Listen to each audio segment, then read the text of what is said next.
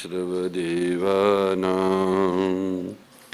तवं यज्ञश्च कारणम् तवं तीर्थशरवतीर्थानां नमोऽस्तु ते सदानघे प्रपन्नपारिजाताय स्तोत्रवेत्रैकपाणि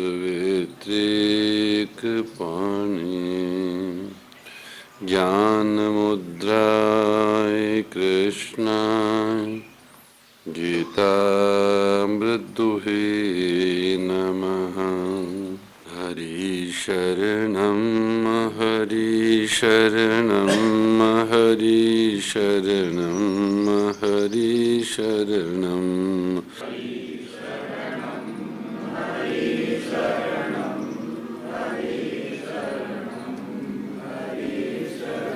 सुरभिशरणं सुरभिशरणं सुरभिशरणं सुरभिशरणं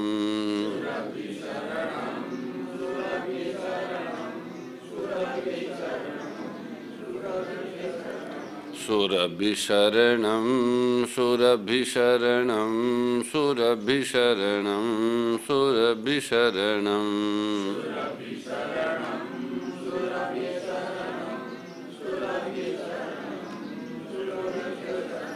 सुरभिशरणं सुरभिशरणं सुरभिशरणं सुरभिशरणं सुरभिशरणं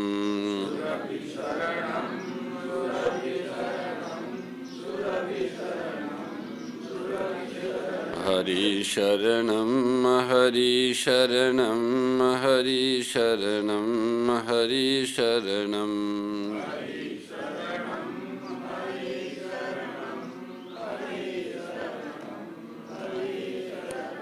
गोपाल कृष्ण लाल की आदि शक्ति श्री सुरभि गो माता की सद्गुरु दत्तात्रेय देव की सत्य सनातन धर्म की। हे मेरे नाथ आप अपनी सुधामयी सर्वसमृत पतित पावनी अहेतु की कृपा से दुखी प्राणियों के हृदय में त्याग का बल एवं सुखी प्राणियों के हृदय में गो सेवा का बल प्रदान करें, जिससे वे सुख दुख के बंधन से मुक्त हो आपके पवित्र प्रेम का आस्वादन कर कृतकृत्य हो जाएं। ओम आनंद ओम परमानंद ओम सच्चिदानंद। नारायण नारायण नारायण नारायण नारायण नारायण नारायण नारायण नारायण नारायण। सर्वेश्वर सच्चिदानंद घन श्री गोपाल कृष्ण परमात्मा के दिव्य वाणी श्रीमद् भगवद गीता पर रचित गोलोकवासी श्रद्धेय स्वामी राम सुखदास जी महाराज द्वारा भगवद गीता पर रचित श्री साधक संजीवनी के आधार पर हम आप सभी गीता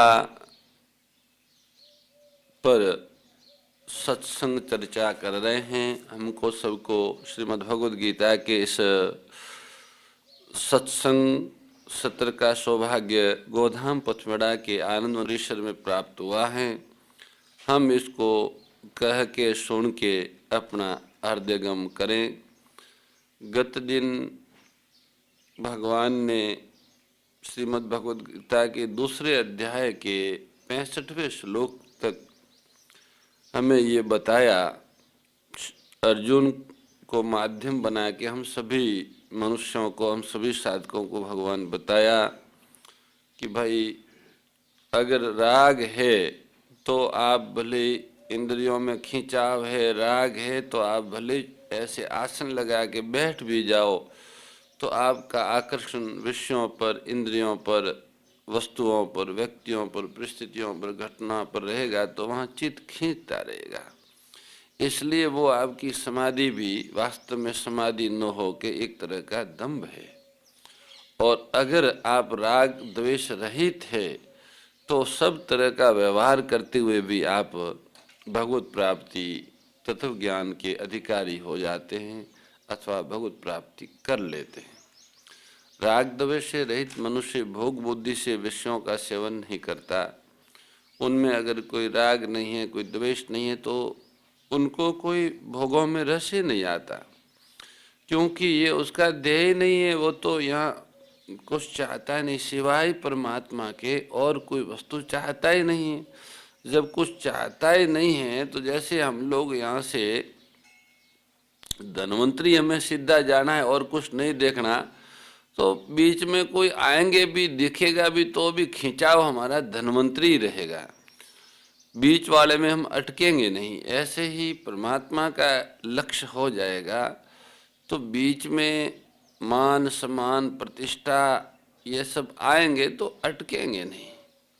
राग पूर्वक इनका सेवन करने से फसावट होती है, द्वेष पूर्वक उनसे बर्ताव करने से फसावट होती है। पर राग द्वेष न हो तो इस तरह का व्यवहार करते हुए, देखते हुए अच्छा लगता है, वाह भाई बहुत सुंदर गैया चल रही है, बहुत स्वस्थ हुई, पर हमको तो धनवंतरी जाना है, तो अच्छा भी लगता है, अंतकरण को प्रसन्नता भी होती है। अच्छा कार्य बीच में होता है तो गाय स्वस्थ और प्रसन्न होती। तो कहते हैं कि राग द्वेष रहित व्यवहार करने वाले मनुष्य में सब व्यवहार करते हुए भी उसको अंतकरण की प्रसन्नता प्राप्त होती है, शांति प्राप्त होती है, और शांत चित्त में भगवत स्मृति और तत्वबोध दोनों ही होते हैं।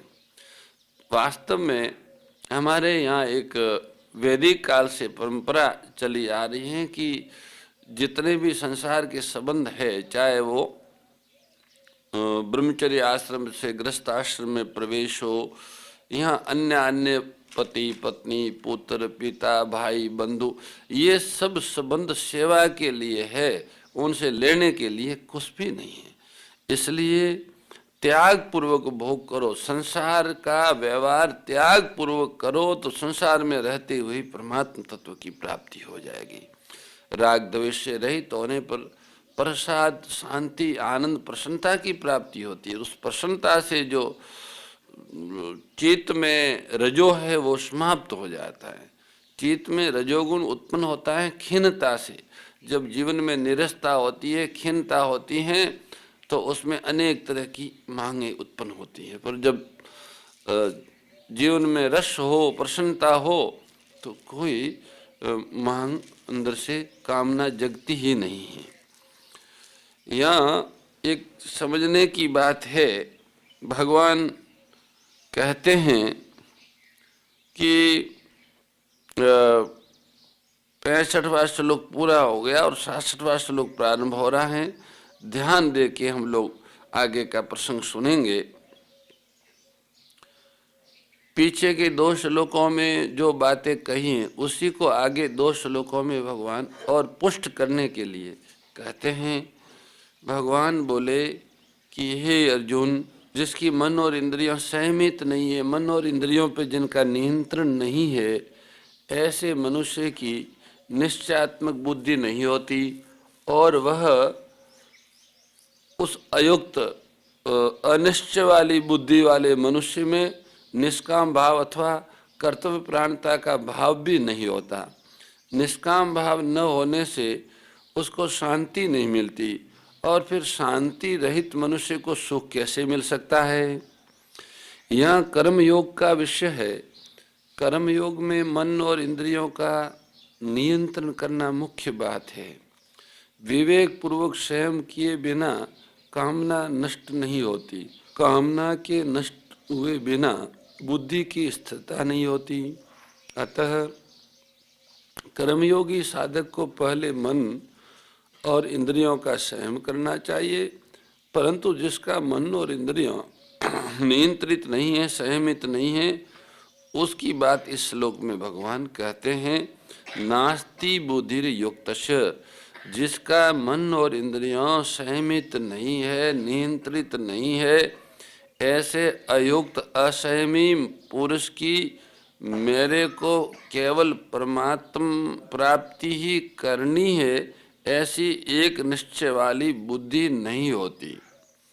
जब तक मैंपन का परिवर्तन नहीं हुआ, तो मैंपन का परिवर्तन हुए बिना इंद्रियों वश में नहीं होती, और इंद्रियों को वश में किए बिना एक निश्चय वाली बुद्धि नहीं होती। यदि मैंपन का परिवर्तन हो जाए कि मैं साधक हूँ, मैं भक्त हूँ, मुझे परमात्मा की प्राप्ति करनी है और साधना करना ही, भजन करना ही मेरा काम है, तो मन इंद्रियों अपने आप वश में हो जाते हैं, उनको वश करना नहीं पड़ता है। पर जब तक एक निश्चय नहीं होगा कि मुझे प्रभु की प्राप्ति करनी है, मैं भगवान का हूँ, भगवान की ओर चलना है, मैं साधक हूँ, ऐसा अपने में निश्चय नहीं होगा, अपने में खुद में ये भाव नहीं आएगा, अहम मैंपन में बदलाव नहीं आएगा, जब तक मैं संसारी हूँ, मैं सेठ हूँ, मैं ब्राह्मण हूँ, मैं ये हूँ, तब तक एक निश्चय वाली बुद्धि नहीं होगी। पर मुझे, मैं साधक हूँ, मैं भक्त हूँ, ऐसा भाव आने से बुद्धि एक निश्चय वाली हो जाती है। जो जब तक एक निश्चय वाली बुद्धि नहीं होती है, तब तक उनकी, जिनकी इंद्रियों और मन पर नियंत्रण नहीं है, उनकी बुद्धि एक निश्चय वाली नहीं होती है। मन और बुद्धि पर उनका नियंत्रण नहीं होता है जिनका भगवत प्राप्ति का लक्ष्य नहीं है, वो ही मन बुद्धि पर नियंत्रण नहीं रख सकते हैं। इसलिए सर्वप्रथम जो करणीय कार्य है वो ये है कि हम अपने जीवन में परमात्मा प्राप्ति का लक्ष्य सुदृढ़ करें कि मुझे तो इसी जन्म में भगवान की प्राप्ति करनी है ऐसा, और मैं भगवान की प्राप्ति करनी है तो फिर मैं साधक हूँ, मैं संसारी नहीं हूँ, ये निश्चय होगा तो अहम परिवर्तन हो जाएगा। और अहम परिवर्तन नहीं होगा तो बुद्धि एक निश्चय वाली नहीं होगी, कारण कि मन इंद्रियों पे नियंत्रण नहीं होगा, वो तो उधर जाएंगे, उत्पत्ति विनाशशील सांसारिक भोगों और संग्रह में वो जाएंगे, तो उसकी बुद्धि एक निश्चय वाली कैसे होगी। कभी मान चाहता है, कभी आराम चाहता है, कभी धन चाहता है, कभी भोग चाहता है, इस प्रकार उसके भीतर अनेक तरह की कामनाएं होती रहती हैं, इसलिए उसकी बुद्धि एक निश्चय वाली नहीं होती जब तक वो संसारी है। न चा युक्त से भावना, जिसकी बुद्धि व्यवसायत्मिका नहीं होती, उसकी मेरे को तो केवल अपने कर्तव्य का पालन करना है और फल की इच्छा, कामना, आसक्ति आदि का त्याग करना है, ऐसी भावना ही नहीं होती। ऐसी भावना न होने में कारण है अपना ध्येय स्थिर न होना, अपना लक्ष्य दृढ़ नहीं हुआ, इसलिए ऐसी भावना नहीं हुई। न चा भावयत शांति, जो अपने कर्तव्य के प्राण नहीं होता, जिसने अपना भाव निश्चय नहीं किया, उसको शांति नहीं मिल सकती। जैसे साधु, शिक्षक, ब्राह्मण, क्षत्रिय आदि यदि अपने अपने कर्तव्य में तत्पर नहीं रहते तो उनको शांति नहीं मिलती, कारण कि अपने कर्तव्यों के पालन में दृढ़ता न रहने से ही अशांति पैदा होती है। अशांतस्य कुत सुखम, जो अशांत है वो सुखी कैसे हो सकता है, कारण कि उसके हृदय में हरदम हलचल होती रहती है। बाहर से उसको कितनी ही अनुकूल इस परिस्थिति प्राप्त हो जाए, भोग आदि मिल जाए, तो भी उसके हृदय में हलचल नहीं मिट सकती, वह सुखी नहीं हो सकता। अयुक्त पुरुष की बुद्धि एक निश्चय वाली क्यों नहीं होती, इसका कारण भगवान आगे के श्लोक में बताते हैं। भगवान इनका कारण बताते हैं कि अपने अपने विषयों में विचरती हुई इंद्रियों में से एक इंद्री जिस मन को अपना अनुगामी बना लेती है, वह जल में नाव की तरह, जैसे जल में नाव को वायु इधर इधर खींच लेती हैं, उसी तरह इसकी बुद्धि को वो हर लेती है। मनुष्यों को ये जन्म केवल परमात्म प्राप्ति के लिए मिला है, अतः मुझे तो केवल परमात्म प्राप्ति ही करनी है, चाहे जो हो जाए। ऐसा अपना ध्येय, अपना लक्ष्य दृढ़ होना चाहिए। ध्येय दृढ़ होने से साधक की अहमता में से भोगों का महत्व हट जाता है। महत्व हट जाने से एक निश्चय वाली बुद्धि दृढ़ हो जाती है। परंतु जब तक एक निश्चय वाली बुद्धि दृढ़ नहीं होती है, मुझे परमात्मा की प्राप्ति करनी है, ऐसा दृढ़ निश्चय नहीं होता है, तब तक उसकी क्या दशा होती है, इसका वर्णन भगवान यहाँ करते हैं। इंद्रियानाम ही चरतो, जब ये जो बात कही है इंद्रियानाम ही चरता ह्यन मनो, इस श्लोक के पूर्वार्ध में भगवान कर्म कर्तृत्व प्रयोग करने के पहले कर्तृवाच्य था, अर्थात त्रिता चरताम इंद्रियानाम इंद्रियम यत मनः, ऐसा वाक्य था। इस वाक्य में इंद्रिय कर्ता थी और मन कर्म था। परंतु जब वाक्य को सरल बनाने के लिए कर्म कर्तु का प्रयोग किया जाता है, कर्म को कर्ता बनाया जाता है, तब वहाँ उस कर्ता को कर्मोद्भाव किया जाता है। ओम जय भगवत गीते, ओ मैया जय भगवत गीते, हरि कमल विहार प्रभु कमल विहारिणी सुंदर सुपुन। ओम जय भगवत गीते, कर्म सुमर्म प्रकाशिनी कामा शक्ति हरा, ओ मैया कामा शक्ति हरा, तत्व ज्ञान विकासिनी, तत्व ज्ञान विकासिनी विद्या ब्रह्म परा। ओम जय भगवद गीते, निश्चल भक्ति विधायिनी निरमल मलहारी, हो मैया निरमल मलहारी, शरण रहस्य प्रदायिनी, शरण रहस्य प्रदायिनी, सब विधि सुखकारी। ओम जय भगवद गीते। परम श्रद्धेय गौरीशी स्वामी श्री दत्त शरणानंद जी महाराज की प्रेरणा व मार्गदर्शन में विश्व के सबसे बड़े गौ सेवा संस्थान श्री गोधाम महातीर्थ पथमेड़ा द्वारा संरक्षित लाखों बीमार, विकलांग, वृद्ध एवं अशक्त गोवंश वेद लक्षणा गोमाता की सेवा के साथ साथ भारतीय गोवंश का संरक्षण, संपोषण, संवर्धन एवं उनसे प्राप्त पंचगव्यों का परिष्करण व विनियोग करना, घर घर गोपालन, गो अभ्यारण्य, घास चारा उत्पादन हेतु गोचर भूमि का विकास, गोपालन लोक संस्कृति के पुनर्जागरण हेतु वेद लक्षणा गो महिमा का प्रचार प्रसार करना तथा गोपालक किसानों के स्वावलंबन हेतु गो कृषि अन्न एवं गो दुग्धान का गुणवत्ता युक्त बाजार तैयार करना श्री गोधाम महातीर्थ का पावन उद्देश्य है। आप सभी दानदाता श्री गोधाम महातीर्थ पथमेड़ा द्वारा संचालित गो सेवा महाअभियान में बढ़ चढ़कर सहयोग कर लाखों बीमार, विकलांग, वृद्ध एवं अशक्त गोवंश के गोग्रास सेवा हेतु श्री गोधाम पथमेड़ा लोक पुण्यार्थ न्यास के बैंक ऑफ बड़ौदा खाता संख्या 084901000238827 IFSC कोड BARB 0 ASHRAM शाखा आश्रम रोड अहमदाबाद में गोग्रास सेवा निमित्त जमा कर सकते हैं। अधिक जानकारी के लिए संपर्क करें 7742093179 76650 59999 7073 00151।